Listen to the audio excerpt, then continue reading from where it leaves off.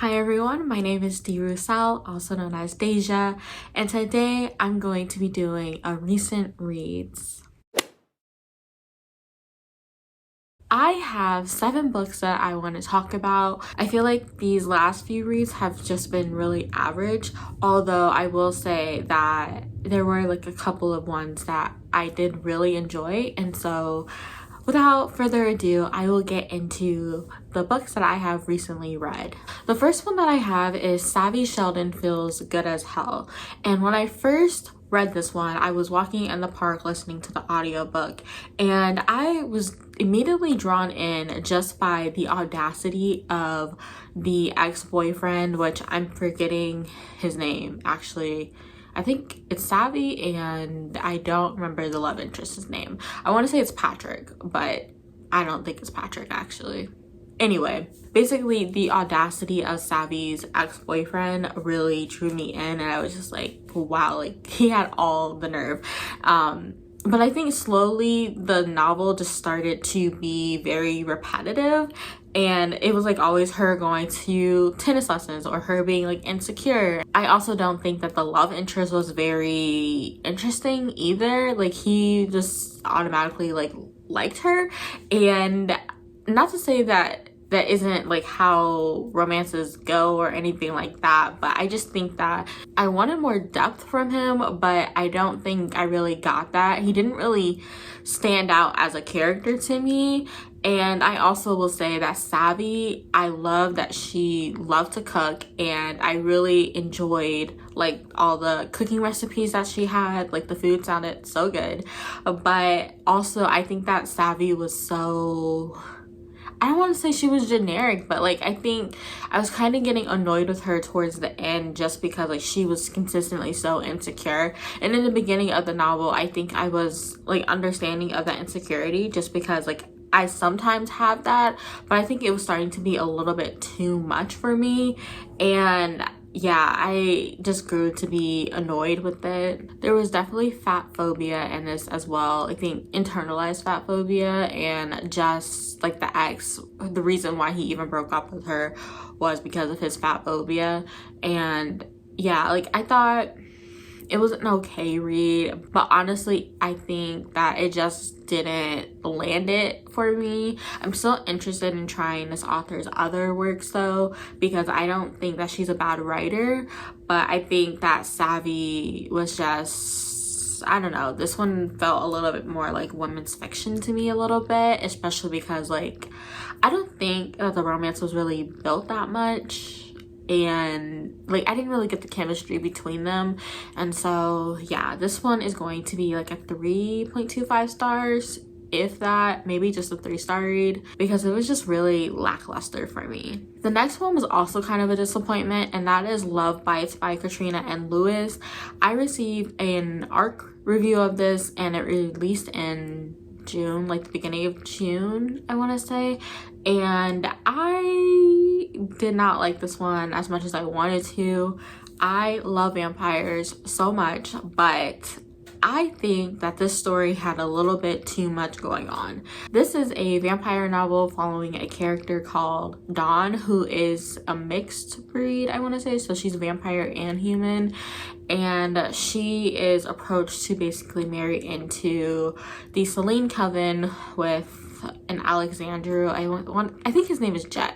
I'm pretty sure his name is Jet. So basically they have like an arranged marriage as like a political thing, because Jet's uncle, maybe uncle or grandfather or some kind of patriarch of his family, is trying to just like control the city and something.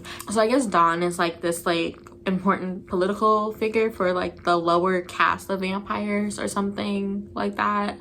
Honestly, that is something that confused me, because she was supposed to be like the lower vampire royalty, but I don't think it was ever really shown that that's what she was. That was really, I don't know, she just seemed like an average like mixed breed like vampire. And so that was the only thing about the world that really didn't like connect with me. But I think the other problems that I had was just the chemistry between these two just was not there for me. I think Jet was another one of those characters that was just very bland to me. Like, I think he fell for her first, which if you like that, then cool.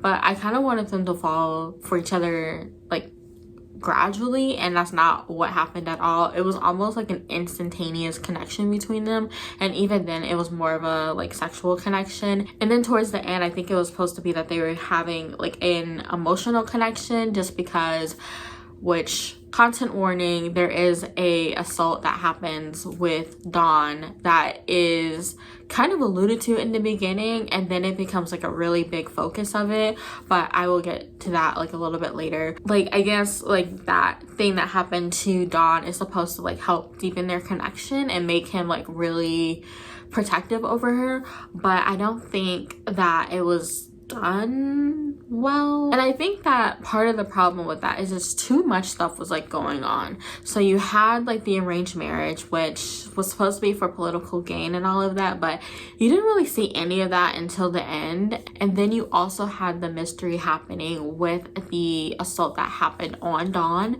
And so there was also just the romance that was supposed to be happening between them, and there was also like little things about like her family and her past life, and I just think it was so unfocused that it was trying to like put all these things together that it didn't really work for me, because then like the ending felt super rushed. Like the beginning was super like slow, you're just getting all these details, and then the ending was like super rushed. And so I definitely think that there was pacing issues. And in regards to the content warning, like assault thing that happened with Dawn, like that became like a really big focus and somehow tied into like the Alexandru family, which I won't spoil it in case you do want to read it. But yeah, Love Bites was just not for me. And this author does have a thing with the female main characters just crying a lot, and I think this one definitely had it toned down just a little bit, but there were still times where Dawn was crying and I was just like, why are you crying? Especially because in the beginning she's supposed to be like this really like tough character, and she has all her walls up and all of that. But then when Jet comes to her house and is basically like, you need to come with me because we need to get married whether or not either of us wants us to, like she starts breaking down crying about like her having to take care of her family and this is what she wants. And I'm just like, okay, but this is the guy, first of all, you didn't like you literally attacked him in the like club that you guys first met in, and then now like he's in your apartment and you're crying in front of him. Like, that's not really like a consistent character trait for me. I think that was mainly the one time that she really cried that I was just like, why are you crying? But it was also like she was just consistently supposed to be like this tough girl character, and I think that it was supposed to be like her breaking down her walls for Jet. But again, like I don't think I really saw that emotional connection between them to really see him like breaking down her walls and them getting more comfortable with each other. And so all in all, I have a more in-depth review about it on Stargraph, which I'll link down below, because this is actually one of the only books that I have reviewed, so I will link that down below. But yeah, this was definitely a disappointing read, and I am interested in more what the author wrote, because she did write one of my favorite fantasy romances from last year. But yeah, this one was just not it for me, and so I gave this one 2 stars, or 2.5 stars, I think. The next book that I read was definitely a pleasant surprise, and that is The Gatekeeper's Staff by Antoine Bendele. I want to say that the author's name is. This one follows TJ Young, who is in a family that is connected to the African Orishas. Like, it's this whole world that's kind of like Percy Jackson, but with African Orishas. And I thought this was just a very fun book to read. Like, it definitely reads more like an older middle grade, maybe a younger YA, but this was just a fantastic time. I really enjoyed following TJ and like his just band of friends. Like, I think the author nailed down like the kid like slang a little bit, and just like all the worries that a teenager will probably have to deal with. And I really liked how distinct the characters were, especially like there was sometimes that the audio narrator would literally be like speaking in a Nigerian accent, and then like for example, like his mother would be like sucking her teeth, and I swear it was like the most natural thing. Like I was like, wow, like the audio was like amazing, and they had all these different sound effects too. But I really enjoyed my time listening to this book, and I'm really curious about the next books in it too, just because I'm just like the way that the book left off, like I'm so fascinated with these African Orishas, and I really like the friendship that was built, and just more about like who TJ is. And like I'm not gonna spoil anything because I really do think that everyone should pick up this book, because just the way that the book left off, like I'm definitely interested in like what's going to happen next, and I just want to know more about like TJ and just like how he's going to develop his own like character and all of that. I think that I would give this one 4.5 stars. I think that towards the middle I was starting to get like a little detached, because I think it was running maybe a little too long for me, but not obsessively so. There was just like a few parts that I was just like, okay, like can we just like get on with it?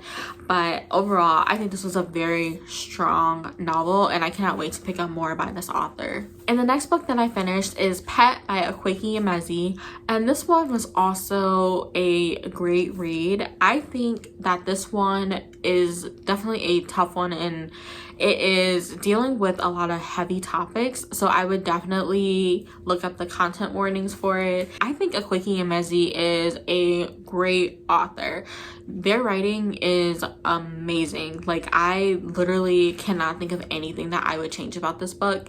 It is tackling something in such like a middle grade way, but like it is so powerful. Even just like thinking about it, I'm just like, wow. I really like the setup of this world where like they're basically living in a utopia, but the way that they got to this utopia is that they basically had these monsters that came to like rid the world, or at least this town, of the monsters, which were just like people that just did bad things. So I don't want to say any of like those things in case of like content warnings and all of that, but I'm very interested in reading the other novel that's in this series. Kind of, it's a companion novel that follows Bitter, which is the main character's mother. And I keep saying main character because I cannot remember what this character's name is for the life of me. I think that I'm going to rate this one 4.75 stars, not because I don't think that this is like beyond like a 5-star read, but I just don't see myself rereading it, which is like one of the things that I consider when reading 5 stars. But a 4.75 star is really close, and I would definitely recommend reading this one. The next book that I read was Who Am I Without Him by Sharon G. Flake, and this was one that I read in my childhood. It was one of my favorite books, and rereading it was definitely very interesting. I literally am like kind of cringing by like how much I related to or just really enjoyed some of the stories back when I was a teenager. I think reading it now, I still really enjoyed the collection of short stories. They all follow Black teenage girls in different like areas. Most of them are dealing with like relationship things, like having crushes and stuff, but a lot of them get kind of dark. There was one story where like the girl was unalived and she was pregnant, and that was very like disturbing. But I think that story really spoke to just the attack on Black women and girls just in general. Like there's so many stories that have been like popping up lately about women, about Black women being like harmed and just disrespected, and I think that story really spoke to that. But there was also just a lot of just toxic things that like you still see kind of in some families. Like the first story followed a girl who was also being disrespected by a guy that she was dealing with, by him like just flirting with another woman in front of her, or I guess another girl in front of her, because they're teenagers. But she was just recounting like a lot of the things that she's seen like her own mother do, and just the things that her mother has said, which kept her around the guy that was like disrespecting her. And it was just very heartbreaking to see. And there was even one where like there's a girl called like the ugly one, and she just like fantasizes about just like a make-believe, like I think he's a celebrity maybe, but again, like these are just all stories that a lot of Black girls do have to deal with. And so even though I feel like it was a little bit dated, like it's still so relevant. And yeah, honestly, like this was such a great book, and I'm really glad that I reread it, and I really want to buy myself a copy. I used to have a copy, but it ended up getting like torn and all of that, so I want to rebuy it. And so yeah, this was definitely a great read that I would recommend for teenagers, because again, like this actually felt like it was written for teenagers, because it really does deal with things that teenagers have to deal with, especially Black teen girls. And it was a great short story collection. I'm going to rate this one like 4.5 stars.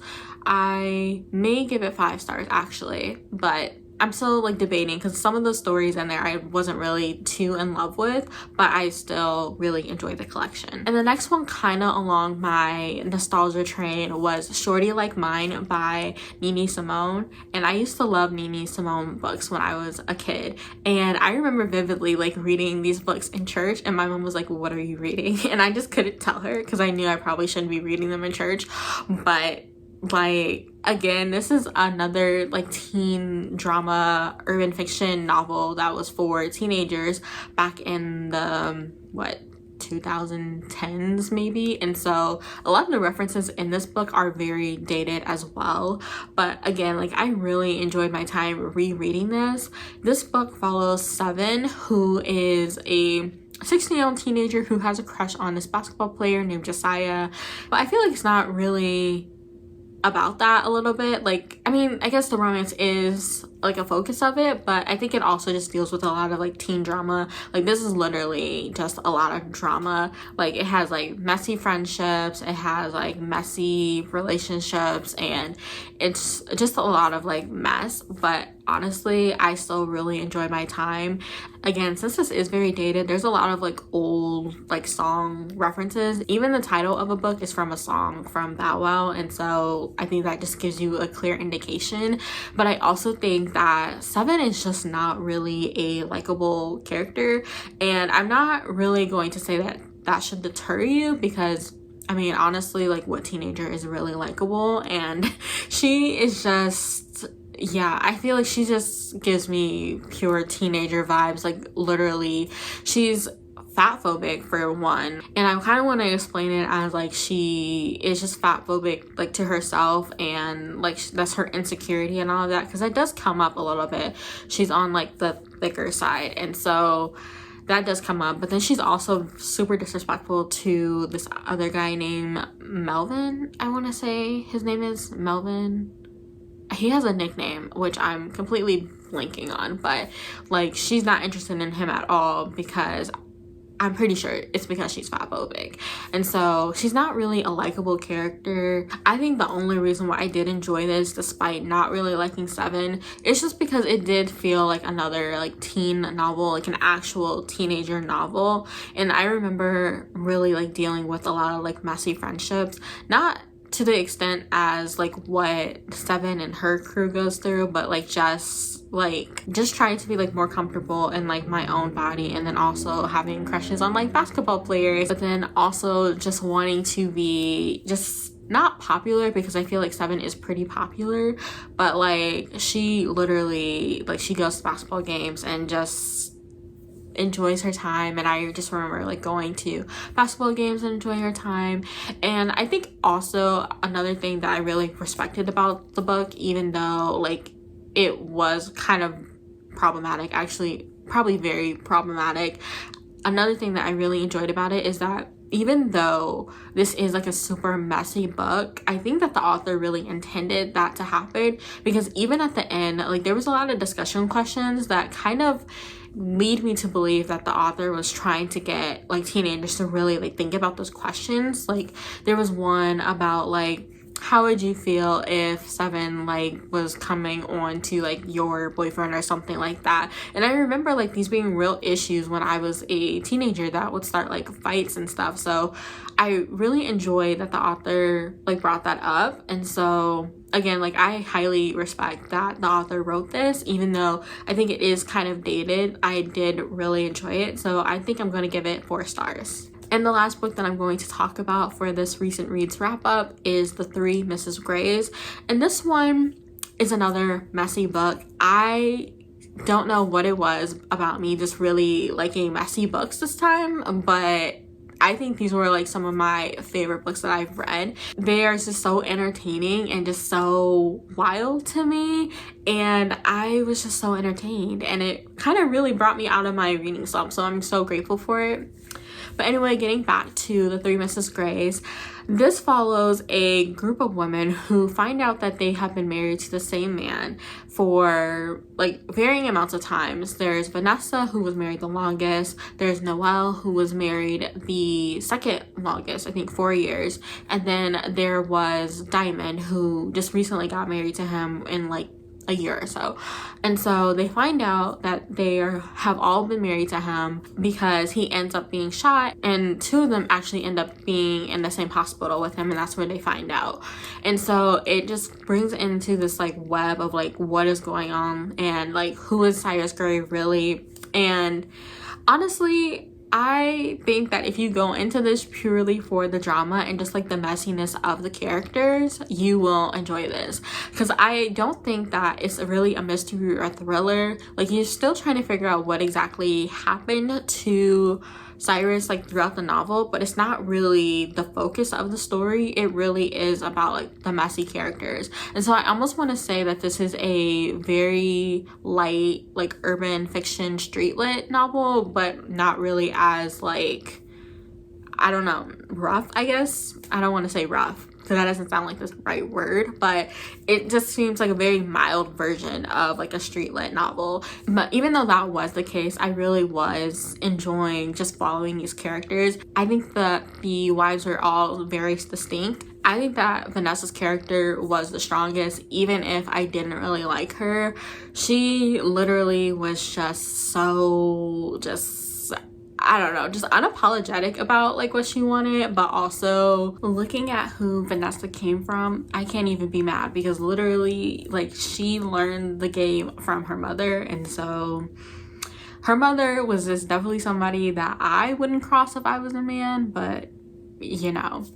But I think that all of the women, like even though this was like super messy, like I completely understood like why they did the things that they did. And honestly, like I don't even know what I would have did. Like yeah, they were just put in a situation that they never asked for.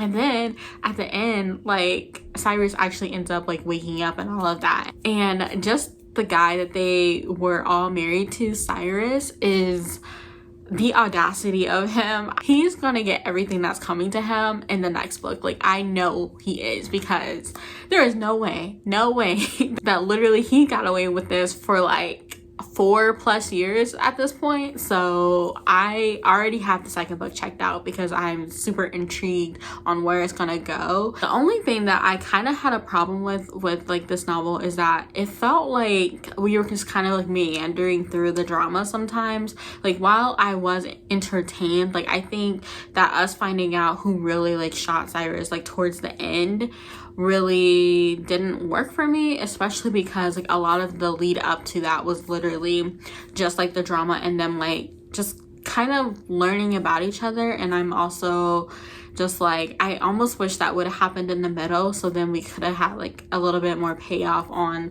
like what the women are going to do in response to that. So I know the next book is going to continue with like the drama, but I think it's going to have a little bit more of a plot focus maybe. But all in all, I still really enjoyed this, and I would recommend it to some readers, not all, because you really do have to be in the mood for like some drama and not really like a mystery thriller, because it's really just messiness in a book.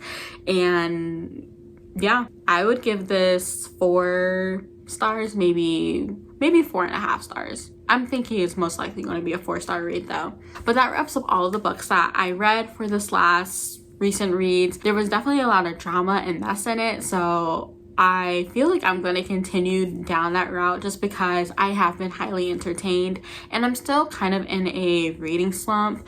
But this drama messiness is just helping me fly through books like super quickly, and I'm like enjoying my time reading them.